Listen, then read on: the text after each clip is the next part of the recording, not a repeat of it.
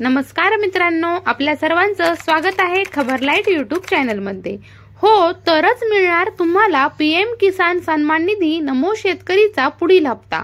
मित्रांनो, केंद्र शासनाच्या माध्यमातून 31 मार्च 2025 पर्यंत सर्व राज्यांना सूचना केलेल्या आहेत की जे पीएम किसान सन्मान निधी योजनेचे लाभार्थी आहेत अशा लाभार्थ्यांची ॲग्रीस्टॅक वरती नोंदणी करणं बंधनकारक आहे आणि अशी नोंदणी झालेल्या लाभार्थ्यांना इथून पुढे येणारे पीएम किसान सन्मान निधी योजनेचे हप्ते वितरित केले जाणार आहे।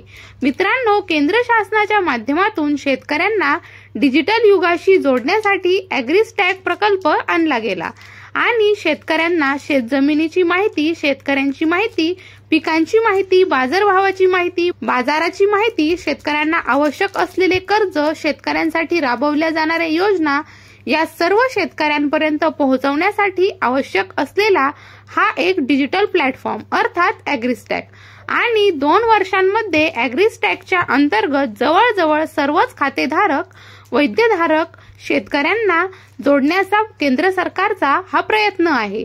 याच्याच अंतर्गत पहिल्या टप्प्यामध्ये पीएम किसान सन्मान निधी योजनेचे जे काही लाभार्थी आहेत असे देशभरातील लाभार्थी या ॲग्रीस्टॅक वरती फार्मर आयडी देऊन जोडण्याचं काम सुरू करण्यात आलेलं आहे।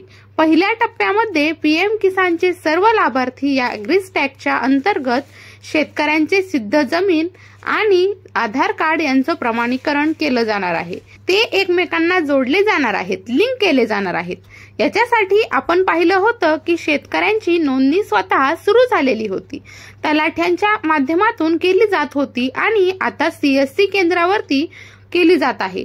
हीच नोंदणी आता 31 मार्च 2025 पर्यंत पूर्ण करून घ्यावी असं आवाहन आता प्रशासनाच्या माध्यमातून केलं जात आहे।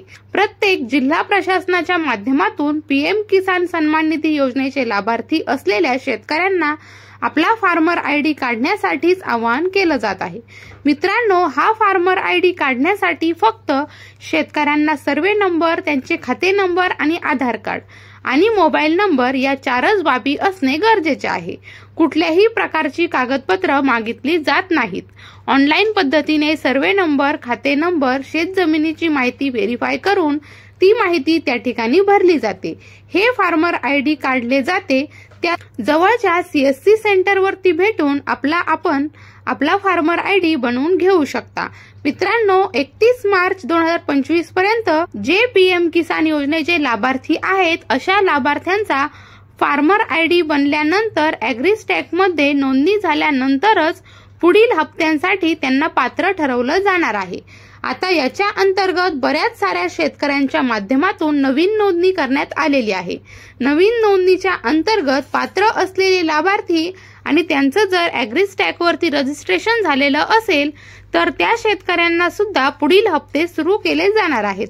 मित्रांनो, पीएम किसान योजनेच्या अंतर्गत लाभार्थी असलेल्या शेतकऱ्यांना नमो शेतकरी योजनेचा हप्ता दिला जातो। हा हप्ता वितरित झाल्यानंतर नमो शेतकरीचा पुढील हप्ता देखील पीएम किसानचे लाभार्थी असतील अशाच लाभार्थ्यांना मिळणार आहे आणि फक्त फार्मर आयडी न बनवण्यामुळे एखादा लाभार्थी जर अपात्र झाला तर तो लाभार्थी नमो शेतकरी सन्मान निधी योजनेसाठी सुद्धा अपात्र होऊ शकतो।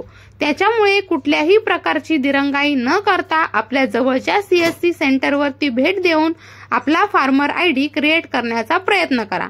31 मार्च 2025 पर्यंत हा आयडी क्रिएट करावा अशा प्रकारचे आवाहन आता प्रशासनाच्या माध्यमातून केलं जात आहे। लवकरात लवकर आपला फार्मर आयडी बनवून घेण्याचा प्रयत्न करावा।